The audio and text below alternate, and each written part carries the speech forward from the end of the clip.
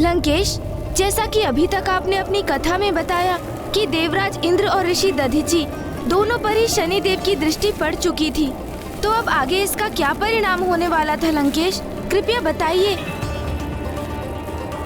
शनिदेव की दृष्टि ऋषि दधीचि पर तो पड़ चुकी थी गौरी नंदन, किंतु अब भी वे अपने धर्म पथ पर अड़िग होकर महादेव के पुत्र रूप में जन्म लेने की प्रतीक्षा में अधीर हुए जा रहे थे। अन्य सभी विचारों से मुक्त होकर हमें मात्र और मात्र हमारे भावी पुत्र के विचारों में ही लीन रहना चाहिए, क्योंकि पुत्र रूप में स्वयं महादेव का आगमन जो होने वाला है यहाँ, जिनके शुभ दर्शन से समस्त जगत खिल उठता है, वो शीघ्र ही हमारे अंक में खिलखिलाएंगे। जिनके समक्ष जगतवासी भोग लगाकर भोजन समर्पित करते हैं, वो स्वयं मेरे हाथों से भोजन ग्रहण करेंगे। जिनकी उंगलियों के संकेत पर सारा संसार, सारा ब्रह्मांड गतिशील होता है, वो मेरी और आपकी उंगली पकड़कर चलेंगे। शिव महादेव के आंगन पर समस्त देवता और सप्त ऋषि भी पूर्ण निष्ठा और भक्ति भाव से नतमस्तक होने आते हैं। वो स्वयं हमारे घर में हमारे साथ क्रीड़ा करेंगे।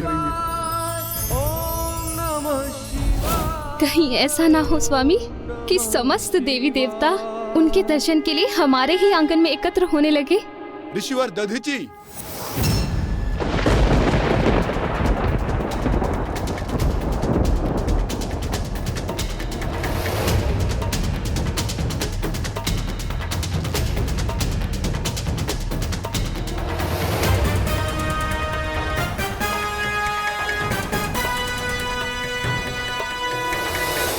प्रणाम ऋषिवर। प्रणाम ऋषिवर। प्रणाम माता। प्रणाम। प्रणाम।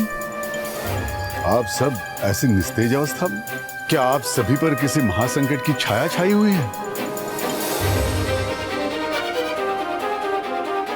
हाँ ऋषिवर, हम पर अत्यंत बड़ा संकट छाया है। दुर्भाग्यवश उन दुष्ट असुरों ने हमसे हमारा स्वर्ग पर से स्वामित्व भी छीन लिया। अब वो हमारे अस्त्रों को प्राप्त करना चाहते हैं, और हमारे दिव्य अस्त्र अनुचित हाथों में कदापि नहीं जाने चाहिए, क्योंकि वो असुरराज विध्वंसक हमारे अस्त्रों की शक्ति को स्वयं न समाहित कर अपराजय हो जाएगा, और हम शक्ति विहीन होकर स्वर्ग पर पुनः अपना आधिपत्य कभी भी स्थापित नहीं कर सकेंगे।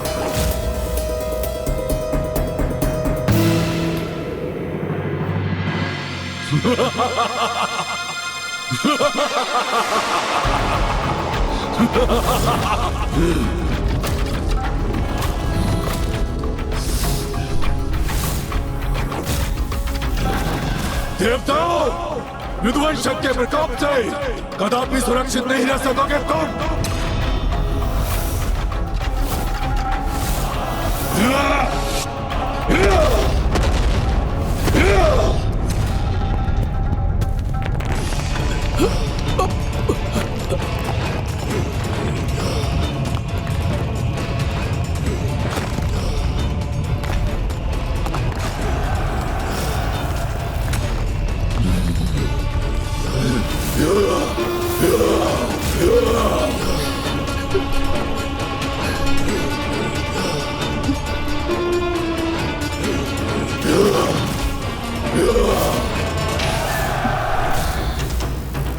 आप चिंता मत कीजिए देवी, यहाँ कोई अनिष्ट नहीं होगा। आप भीतर जाके स्वयं को शांत कीजिए। जब स्वयं शिव शंभु भोलेनाथ आपके गर्भ में है, स्वयं महादेव हमारे साथ हैं, तो फिर किस बात की चिंता? कैसा भय? मुझ शनिदेव को चुनौती दी थी ना आपने ऋषि दधीचि। अब मैं देखता हूं कि मेरी दृष्टि पड़ने के पश्चात भी आप कैसे संयमित रहते हैं। आप निश्चिंत रहिए, भीतर जाकर विश्राम कीजिए। प्रभु इच्छा से जो भी होगा उचित ही होगा। जाइए।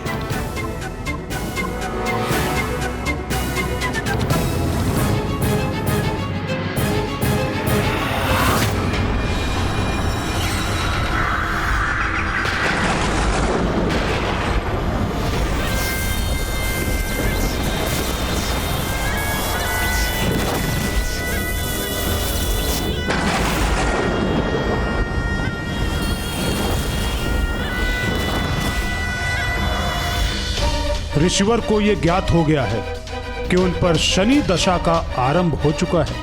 विपदा उनके सम्मुख मुख खोले खड़ी है,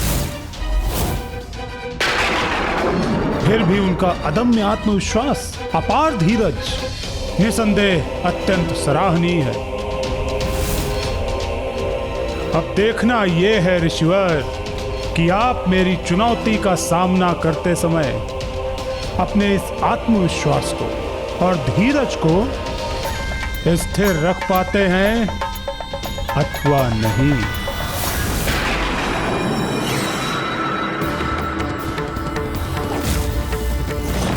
ऋषिवर, हमें शीघ्र हमारे इन अस्त्रों को किसी सुरक्षित स्थान पर छिपाना होगा, जहां पर ये दुष्ट असुर न पहुंच सके।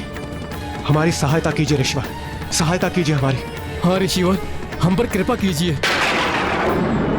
मैं आपकी सहायता अवश्य करूंगा, किंतु उससे पूर्व मेरा यह ज्ञात होना अत्यंत आवश्यक है कि आपको आपके किस अपराध का दंड मिल रहा है, जिसके कारण आप जैसे महान देवता एक साधारण असुर से अपनी रक्षा के लिए यहां आने को विवश हो गए। बस गुरुदेव, यदि आप देव गुरु हैं तो मैं भी देवराज हूं, और इस प्रकार के शब्द आपके मुख से शोभा नहीं देते, किंतु आप इस प्रकार अकारण मेरी अवहेलना नहीं कर सकते। जहां सम्मान न प्राप्त हो वहां एक क्षण भी रुकना मृत्यु से भी अधिक कष्टकारी होता है। इसीलिए मैं संपूर्ण सभा के समक्ष देव गुरु पद का परित्याग करता हूं।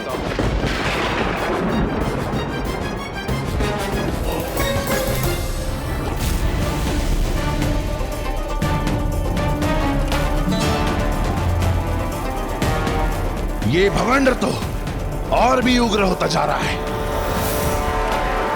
ये मरुस्थल का धूल भरा बवंडर ही मुझे आपसे पिताश्री के आत्मलिंग को प्राप्त करने में सहायक बनेगा लंकेश। इसलिए तो मैंने इसे उत्पन्न किया है, किंतु बस अब इसे दिशा देना ही शेष है। लंकेश जी, मरुस्थल में बवंडर तो आते जाते रहते हैं, किंतु आप मुझे बताइए ना आगे क्या हुआ? ऋषि दधीची ने फिर देवताओं की सहायता की अथवा नहीं?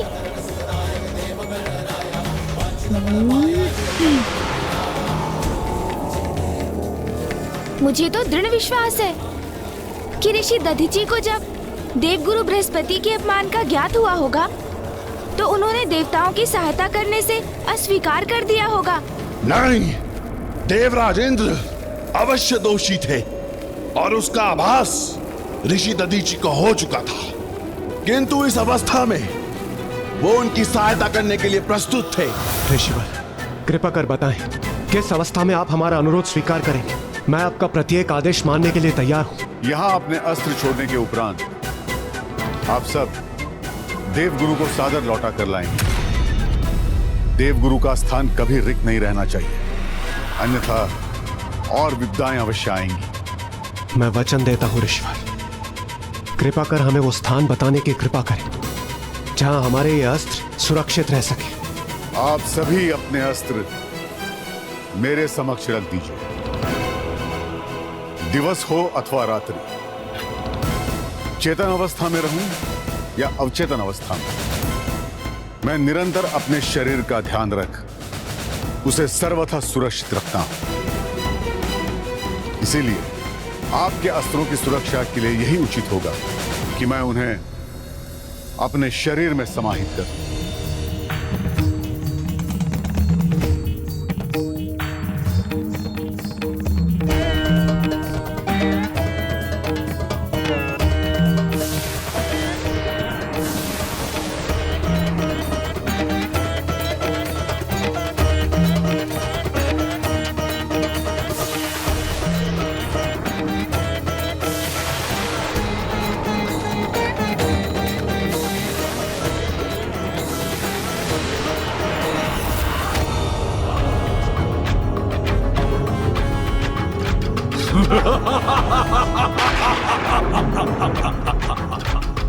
प्रतीत होता है देवता अपनी पराजय स्वीकार कर रहे हैं।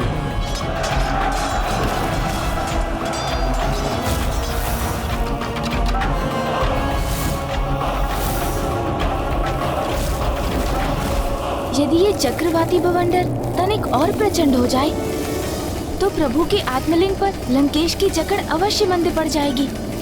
तब मैं यथाशीघ्र आत्मलिंग को अपने हाथों में लेकर यहाँ भूमि पर स्थित कर दूंगा, जिससे पिताश्री के आत्मलिंग यही स्थापित हो जाएंगे।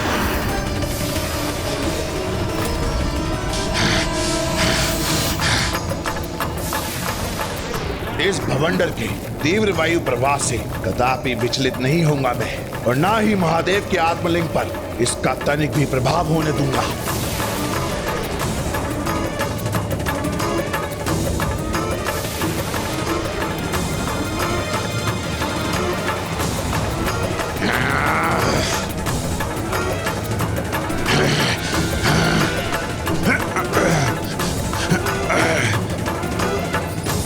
अब शीघ्र सफल होगी मेरी युक्ति।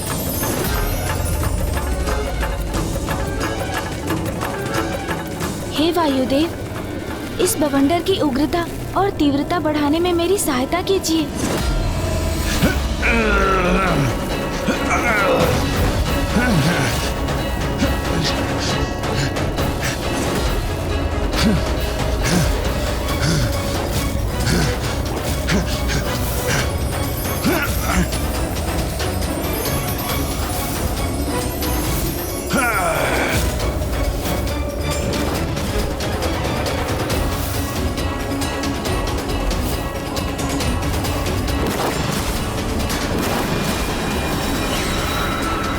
ये क्या कर रहे हैं शिव नंदन गणेश जी? ये कैसी मुद्रा धारण की है इन्होंने? कई इस भवंडर के पीछे इन गौरी पुत्र का ही तो हाथ नहीं? तो उचित था मेरा संदेह कि आप मेरे मार्ग में बाधाएं उत्पन्न कर रहे हैं। गौरी पुत्र, सर्वप्रथम मूषक को भेजकर आपने आक्रमण कराया मुझ पर। जब वो युक्ति सफल नहीं हुई तो धूल का भवंडर उत्पन्न कर दिया आपने। ये आपने उचित नहीं किया गौरी पुत्र। अब लंकेश मेरी योजना के प्रति सजग हो गए हैं, इसलिए मेरा अभी सफल होना अनिवार्य है। उचित तो यही होगा कि लंकेश के हाथों की शक्ति शिथिल पड़ जाए और मैं आत्मलिंग को उनके हाथों से ले सकूं। मेरे मार्ग में आए इस भवंडर के पीछे आप हो या अथवा कोई और, किंतु आप लंकेश के हाथ से उनके आराध्य के आत्मलिंग को नहीं ले पाएंगे।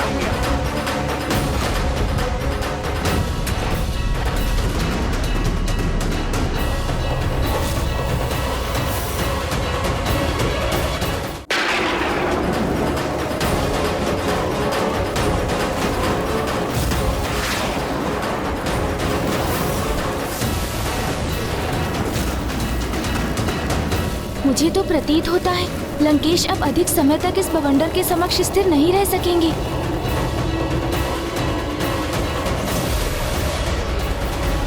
स्वयं पर मैं इन शीलों और शिलाखंडों का प्रहार सहूंगा मैं, किंतु इस चक्रवाती भवंडर को मैं अपने आराध्य के आत्मलिंग को स्पर्श भी नहीं करने दूंगा।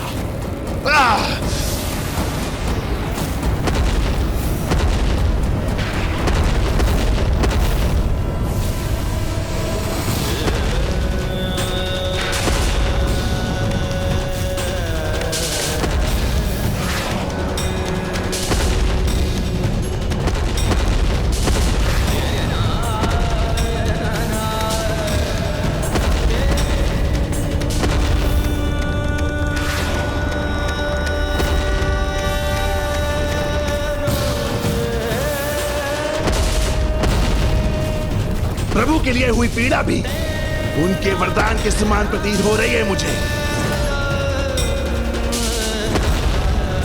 ओम नमः शिवाय।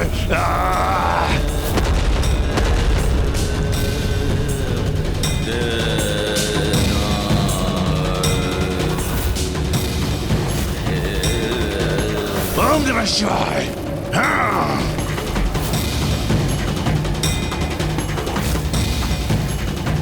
अद्भुत। शपनी तनिक भी चिंता किए बिना इस बवंडर को महादेव के आत्मलिंग का स्पर्श तो क्या उनके निकट भी पहुंचने नहीं दे रहे हैं।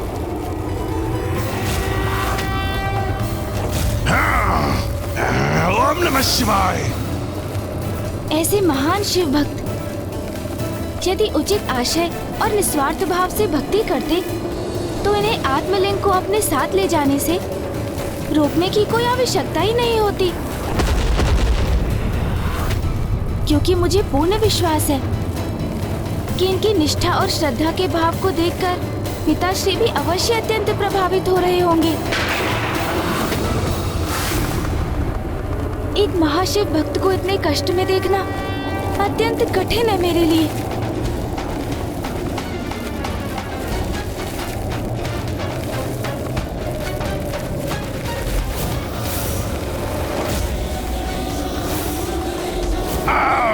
मेरे मार्ग पे ये भवंडर उत्पन्न करके भी खुश नहीं हुए आप कि अब पुनः किसी अपनी नवीन योजना के साथ मेरी ओर बढ़ रहे हैं। हे वायुदेव, इस भवंडर को शांत कर एक बार पुनः मेरी सहायता कीजिए आप। अब ये क्या करने जा रही है?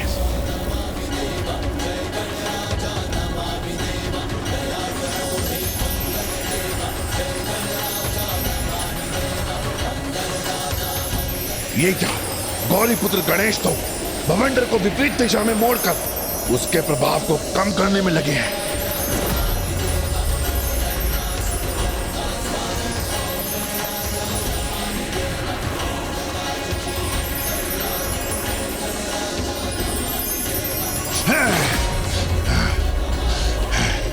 तो क्या गणेश जी ने ये भवंडर उत्पन्न ही नहीं किया, रोका है उसे?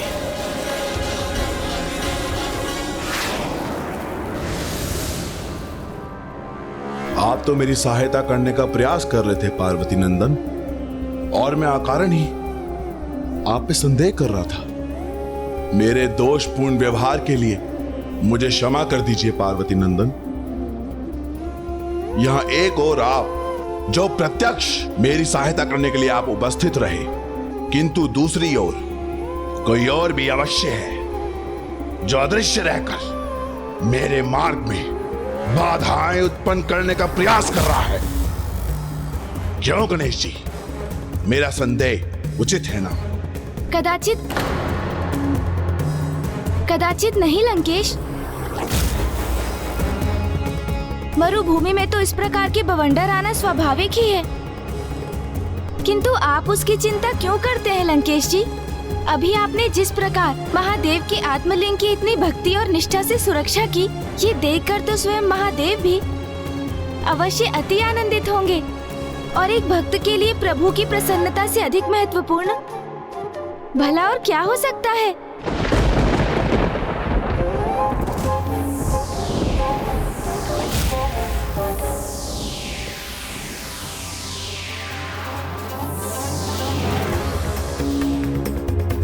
तो बताइए ना, फिर क्या हुआ लंकेश? देवता जब ऋषि बृहस्पति को मनाने वहां से प्रस्थान कर गए, तो ऋषि दधीचि ने उनके अस्त्रों को किस प्रकार अपने शरीर में समाहित कर उन्हें विध्वंसक से सुरक्षित किया? ये तो आपकी ही लीला है गौरीपुत्र। जिस प्रकार आज आपने मेरी रक्षा की, उसी प्रकार उस समय आपने ऋषि दधीचि को सुरक्षित किया था। उनके इस अत्यंत महत्वपूर्ण कार्य में आपने पंचमुखी रूप में प्रकट होकर उनकी सहायता की थी, और उसके साक्षी तो स्वयं शनिदेव भी थे। नमः ओम गं गणपतये नमः। ओम गं गणपतये नमः।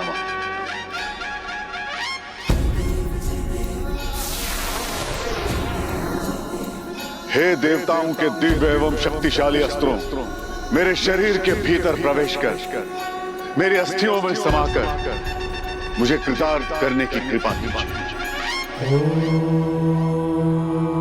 स्वस्ति न इंद्रो।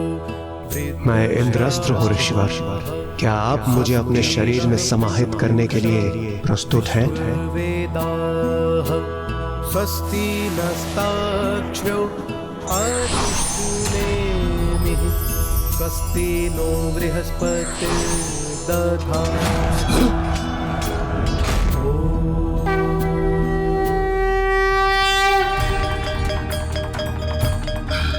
ये क्या हो रहा है? ये अस्त्र इन ऋषि के शरीर के भीतर कैसे जा रहा है?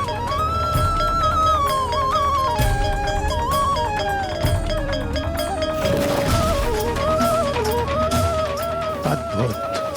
ऋषि दधीची किसी भी शंका और चिंता से परे अड़िग हैं अपने कर्तव्य पर। मैं अग्नि अस्त्र हूँ। क्या अब आप मुझे अपने शरीर में प्रवेश करने की अनुमति प्रदान करते हैं?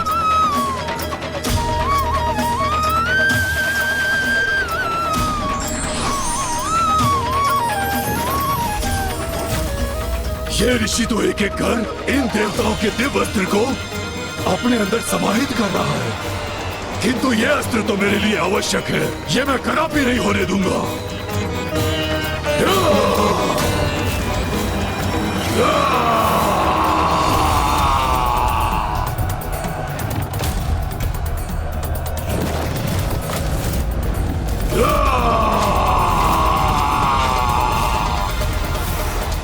ऋषिवर, मैं सूर्य अस्त्र आपके भीतर समाहित होने के लिए प्रस्तुत हूँ। हे दिव्यास्त्र, आपका भी स्वागत है।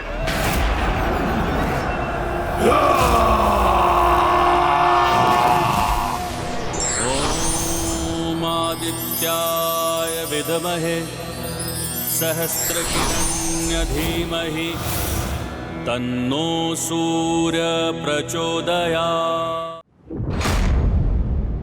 ऋषिवर, अभी तक तो आपने देवताओं के अनेक अस्त्रों को अपने भीतर समाहित किया है, किंतु अब जो शेष अस्त्र हैं, इन पे मेरा ही अधिकार होगा। ऋषिवर, क्या आप मुझे अर्थात वायु अस्त्र को स्वीकार करने के लिए तैयार हैं?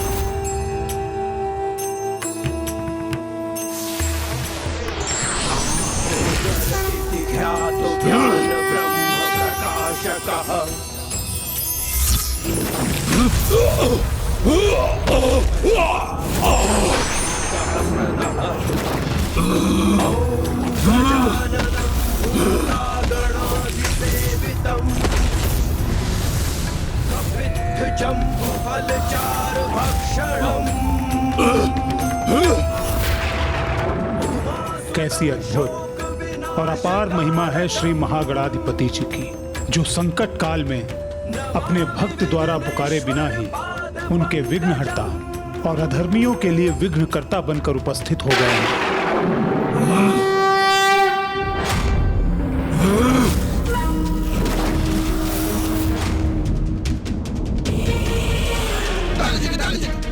असुर सैनिकों, आगे बढ़ो, आक्रमण करो। आज मुझे देवताओं के दिव्य अस्त्र को प्राप्त करने से कोई नहीं रोक सकता, भले ही उसके लिए मुझे गजमुख को परास्त कर इन ऋषि के बख्शिष्टन को क्यों ना भेजना पड़े। मैं वरुण देव का वरुण अस्त्र हूँ।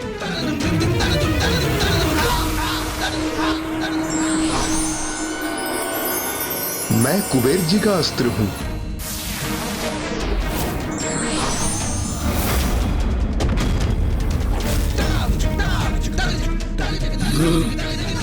मेरे अस्त्रों के प्रहार के सवाल से कोई नहीं टिक सकेगा।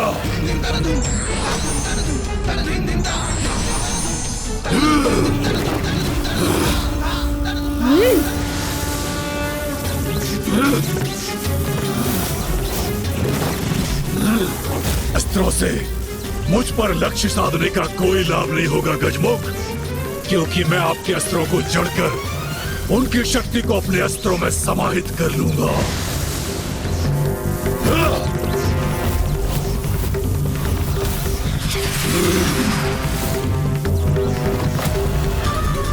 ओह, तो इस दुष्ट ने मेरे अस्त्रों को जड़ कर दिया है और मेरे अस्त्रों की शक्ति को बाहर खींचकर अपने अस्त्रों में संचित कर रहा है। गजमुख, अब तुम्हारे ही अस्त्र की शक्ति से तुम्हें आहत करूंगा मैं।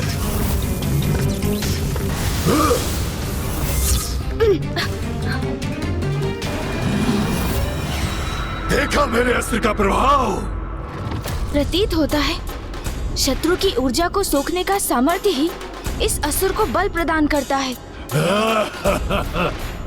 तो उचित यही होगा कि मैं इसके विशेष बल को ही इसकी दुर्बलता बना दूं।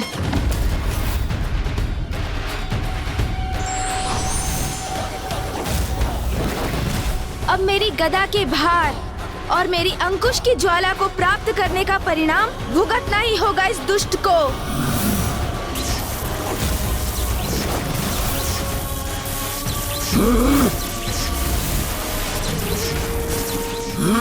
कदाचित मेरे अस्त्रों की शक्ति को अभी तक समझे नहीं हैं आप। मुझ पर प्रहार करने का प्रयास तो मुझे ही शक्तिशाली बना देगा। गजमुख, आपके अस्त्रों की भी असाधारण दिव्यता है, इसलिए अब आपकी ऊर्जा से आपके प्रतिरूपों को नष्ट करूंगा। मैं अपनी शक्ति में विलीन करने हेतु आपके अस्त्रों को भी प्राप्त करूंगा। मैं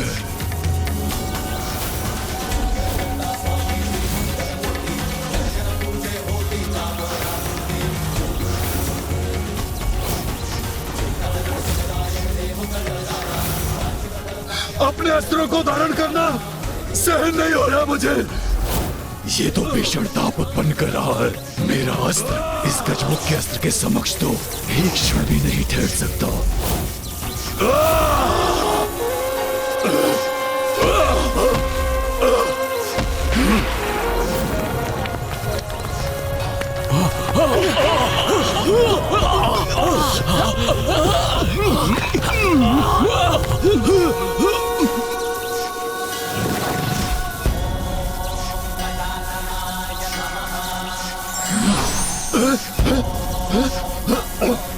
नहीं, नष्ट हो गया मेरा अस्त्र, मिट गया मेरे बल का आधार।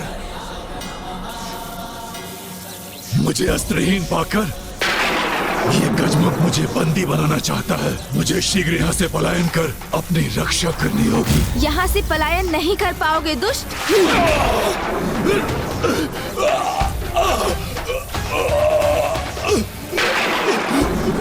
ये क्या हो रहा है? मेरे नीचे की भूमि विभक्त क्यों हो रही है?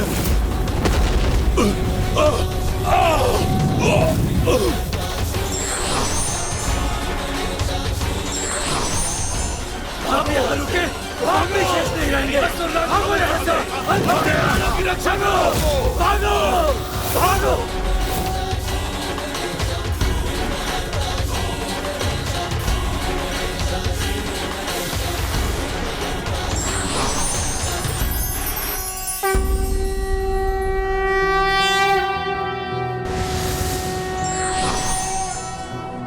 नमस्ते गणपते त्वमेव प्रत्यक्षं तत्त्वमसि त्वमेव केवलं कर्तासि त्वमेव केवलं धर्तासि त्वमेव केवलं हर्तासि त्वमेव सर्वं खल्विन्दं ब्रह्मासि।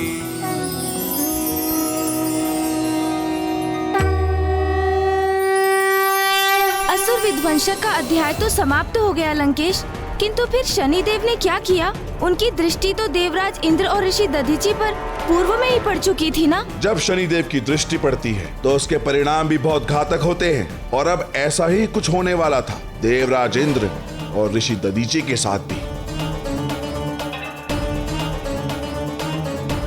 बुराई अपनी सारी ऊर्जा केवल सत्य को झूठ में परिवर्तित करने में लगा देती है, जबकि सत्य स्थिर होकर केवल अपनी वास्तविक शक्ति से लड़ता है, इसलिए वो जीत जाता है।